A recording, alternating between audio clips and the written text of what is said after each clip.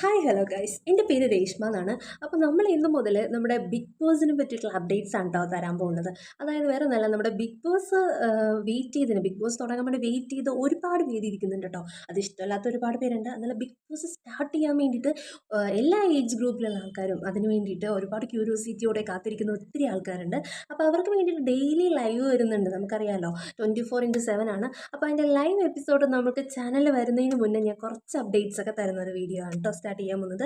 അപ്പോൾ നമ്മുടെ first video ആണിന്ന് വന്നിട്ട് നമ്മുടെ ലാലേട്ടൻ പറയുന്നത് ശരിയാണ്ടോ, വേറെ ഒന്നല്ല, നമ്മുടെ ഏഴിൻ്റെ പണി തന്നെയാണെന്ന് വെച്ചാൽ ഏഴിൻ്റെ പണി. ആദ്യം തന്നെ നല്ല നാടൻ പാട്ടുകളൊക്കെ കേട്ട് എല്ലാവരും അവരവരെ സപ്പോർട്ട് ചെയ്ത് നല്ല എൻജോയ്മെൻറ്റോടുകൂടി തന്നെയാണ് കേട്ടോ എപ്പിസോഡ് പോകുന്നത്.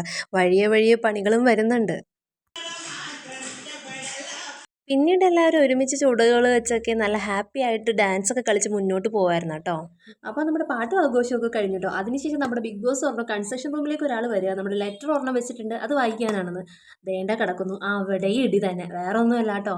കൺസ്ട്രക്ഷൻ റൂമിൽ ആ ലെറ്റർ വാങ്ങാൻ വേണ്ടി പോയി എടുക്കാൻ വേണ്ടി തന്നെ ഇടിയാണ്. ഞാൻ പോകാം, ഇന്നാൾ പോവട്ടെ എന്നുള്ള ഇടി അവിടെ സ്റ്റാർട്ട് ചെയ്തിരിക്കുകയാണ്. ഒടുവിൽ അങ്ങനെ ശരത്ത് പോയിട്ട് കൺസ്ട്രക്ഷൻ റൂമിൽ നിന്ന് ലെറ്റർ എടുത്തുകൊണ്ട് വന്നു. അവസാനം പുള്ളി അത് വായിച്ചു. നമ്മുടെ ക്യാപ്റ്റൻസി ടാസ്ക്കാണ് വന്നിട്ട് ഷേവിങ് ക്രീം നമുക്ക് നോമിനേറ്റ് ചെയ്യുന്ന ആളുടെ മുഖത്ത് അത് തേക്കുക എന്നുള്ളതാണ് ക്യാപ്റ്റൻസിയിൽ വരുന്നത്. ഇത് മതിയല്ലോ, നമ്മുടെ നോമിനേഷൻ തുടങ്ങിയ പിന്നെ ഇടി തന്നെ, ഒന്നും നോക്കാനില്ല.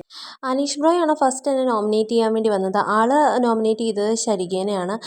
അതും ഒരു പുറത്തുള്ള ഒരു റീസൺ വെച്ചിട്ടാണ്. ബിഗ് ബോസിൻ്റെ റൂൾസ് വെച്ചിട്ട് നമ്മൾ പുറത്തുള്ള ഒരു കാര്യങ്ങളും പറയാൻ പാടില്ലെന്നാണ് പറയുന്നത്. പക്ഷേ ആൾ പുറത്തുള്ള ഒരു കാര്യം വെച്ചിട്ടുള്ള അതിൻ്റെ റീസൺ വെച്ചിട്ടാണ് പുള്ളിക്കാരത്തിനെ നോമിനേറ്റ് ചെയ്തത്. അതുമാത്രമല്ല, പിന്നീട് പുള്ളിക്കാരത്തിൻ്റെ നോമിനേഷനിൽ തിരിച്ച് അനീഷിനെയാണ് ശരിക നോമിനേറ്റ് ചെയ്തത്. അപ്പോഴും ആൾ ഭയങ്കരമായിട്ട് അതിൻ്റെ പേരിൽ ഇഷ്യൂസ് ഉണ്ടാക്കിയായിരുന്നു. നമ്മുടെ ശരികയുടെ ജോലി വെച്ചിട്ട് ആൾ ഫേക്കാണെന്ന് പറയും. നമ്മൾ ഒരു ഡേ കൊണ്ട് തന്നെ ആളുടെ ക്യാരക്ടർ പോലും മനസ്സിലാക്കാതെ ഭയങ്കരമായിട്ട് ആൾ ഇറിറ്റേറ്റ് ചെയ്യുകയും മറ്റുള്ളവർക്കായാലും അത് ഭയങ്കരമായിട്ട് ഇറിറ്റേറ്റ് ചെയ്യുന്ന രീതിയിലായിരുന്നു ആളുടെ ഓരോ വാക്കും സംസാരവും. ചിലപ്പോൾ ഒരു പക്ഷേ ആളുടെ സ്ട്രാറ്റജി ആയിരിക്കാം, ക്യാമറ ഫോക്കസ് കിട്ടാനായിരിക്കാം. എന്തായാലും ആൾ നല്ല രീതിയിൽ ഗെയിം കളിക്കുക എന്നുള്ളൊരു ഉദ്ദേശത്തോടു കൂടി തന്നെയാണ് വന്നിരിക്കുന്നത്. ഒരുപാട് പേരുടെ മുഖത്ത് ഈ ക്രീം വന്നിട്ടുണ്ട്. നമ്മുടെ അനുവിൻ്റെയും അതുപോലെ രേണു സുധിയുടെയും അങ്ങനെ ഒത്തിരി പേരുടെ മുഖത്ത് നമ്മൾക്ക് ഈ ക്രീം കിട്ടിയിട്ടുണ്ട്. പക്ഷേ നമ്മുടെ ബിഗ് ബോസിൻ്റെ ഏഴിൻ്റെ പണിയെന്ന് വെച്ചിട്ടുണ്ടെങ്കിൽ ഈ ടാസ്കിൽ ഏറ്റവും കൂടുതൽ ഫേസിൽ ക്രീം ആവുന്ന ആരാണോ അവർക്കാണ് ഈ ക്യാപ്റ്റൻസിയിൽ നമ്മുടെ ഈ വീക്കത്തെ ക്യാപ്റ്റൻ ആകാനായിട്ട് ഏറ്റവും കൂടുതൽ അർഹതയായിട്ടുള്ളത്. അപ്പോൾ അതുകൊണ്ട് തന്നെ നമ്മുടെ അനീഷ് ബ്രോയാണ് ഏറ്റവും കൂടുതൽ ഫേസിൽ ക്രീം ഏറ്റുവാങ്ങിയത്. അതുകൊണ്ട് തന്നെ പുള്ളിക്കാരനാണ് ഈ വീക്ക് നമ്മൾ ഭരിക്കാൻ പോകുന്നത്. അപ്പം നമ്മളുടെ ബിഗ് ബോസിൽ ഈ വീക്ക് നല്ലൊരു ജഗട തന്നെയാവുമെന്ന് പ്രതീക്ഷിക്കുന്നു ഈ നിലക്ക് പോകാനാണെങ്കിൽ. അപ്പോൾ ഇന്നത്തെ എപ്പിസോഡിൽ ബിഗ് ബോസ് ഇങ്ങനെയാണ് പോയത്. നമ്മുടെ ക്യാപ്റ്റൻസിയും അതിന് വേണ്ടിയിട്ടുള്ള തർക്കങ്ങളും നോമിനേഷനും ഒക്കെ ആയിട്ടാണ് ഇന്നത്തെ എപ്പിസോഡിൽ പോയത്.